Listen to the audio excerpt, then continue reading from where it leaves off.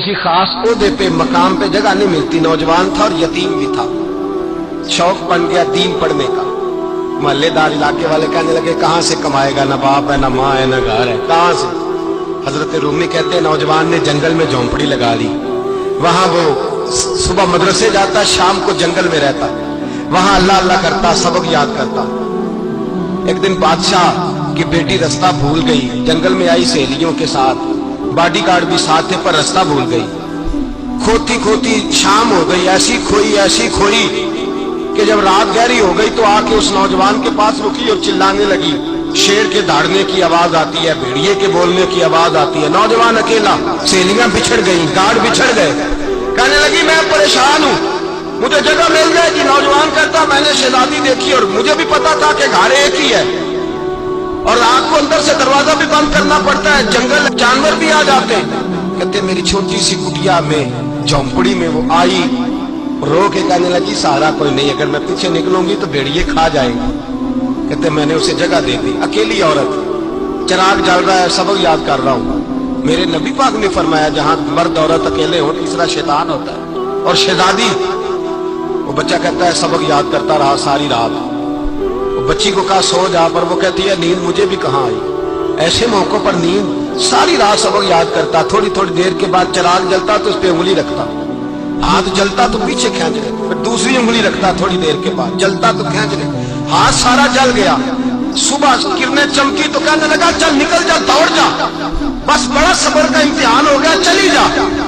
शहजादी बाहर निकली, सिपाही ढूंढ रहे थे। बादशाह खुद जंगल में निकला हुआ था, मेरी बेटी मिल गई।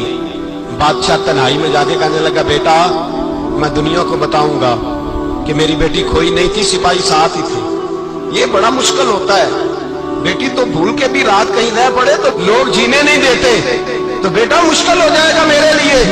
कहां थी? उसने कहा नेक नौजवान के पास। उसने कहा बेटा मैं तो तेरी बात मानूंगा पर दुनिया नहीं मानेगी। अगर उस नौजवान ने किसी को बता दिया कि तू उसके पास थी तो फिर लोग मेरा जीना मुहाल कर देंगे। बेटा मैं मर जाऊंगा, मेरी मजबूरी ये है कि वो कहीं राज ना उगल दे वो नौजवान, उसे कत्ल करना पड़ेगा। औरत ने मिन्नतें की, उस बेटी ने कहा मेरे मौसम को मारोगे, रोई। और वो कहने लगा मैं बादशाह हूं, मेरा अपना बुखार है, मैं उसको छोड़ नहीं सकता। गिरफ्तार कर लाए सिपाही। वक्त तय हो गया सदा का। अकेले काल कोठरी में रखा गया, जो उसके खास इतबार वाले थे उनकी ड्यूटी लगाई। बादशाह ने बुलाया तालिब इल्म को, आया।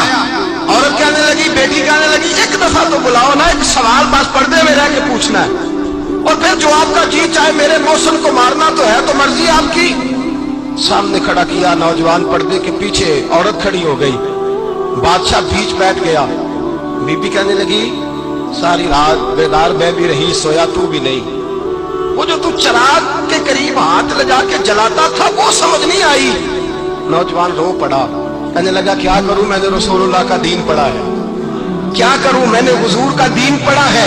मैंने पढ़ा है कि जानी को सबसे नीचे दोज़ख के सबसे निचले दर्जे में जलाया जाएगा, उसे जहन्नमियों का पीप और रेशा पिलाया जाएगा, गंद खिलाया जाएगा। ये रवायतें पड़ी हुई थी। थोड़ी थोड़ी देर के बाद शैतान मुझे कहता था बदकारी कर ले। मैं अपना हाथ उसी वक्त जब शैतान मशवरा देता तो मैं आग पे करता। मैं कहता अगर ये बर्दाश्त हो गई तो वो भी हो जाएगी। जब हाथ जलता तो मैं समझ जाता नहीं तुझसे तो ये नहीं बर्दाश्त होती तो वो कैसे होगी। फिर मुझे शैतान मशवरा देता कोई देख नहीं रहा, तू बुलाने नहीं गया, खुद आई। मैं दूसरी उंगली लगा देता। मैंने हाथ जलाया और मैं समझ गया जब छोटे से चिराग की इतनी सी शमा की आग नहीं बर्दाश्त होती तो दोज़ख की कैसे बर्दाश्त होगी। कहते मैं पास आया, बादशाह ने ये कहानी सुनी, लफ्ज सुने तो चीख मार के रोया।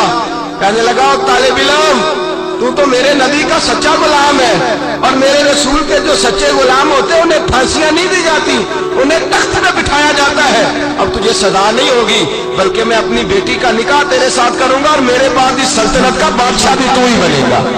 अब वो नौजवान वहां नारे लगा रहा है, कहता लोगों तुम मुझे कहते थे दीन से क्या मिलता है, दीन से तो अल्लाह तख्त व ताज भी अता फरमा देता है। अगर नौजवान शर्मो हया वाले बन के रहे अल्लाह सारी इज्जतें दे देगा।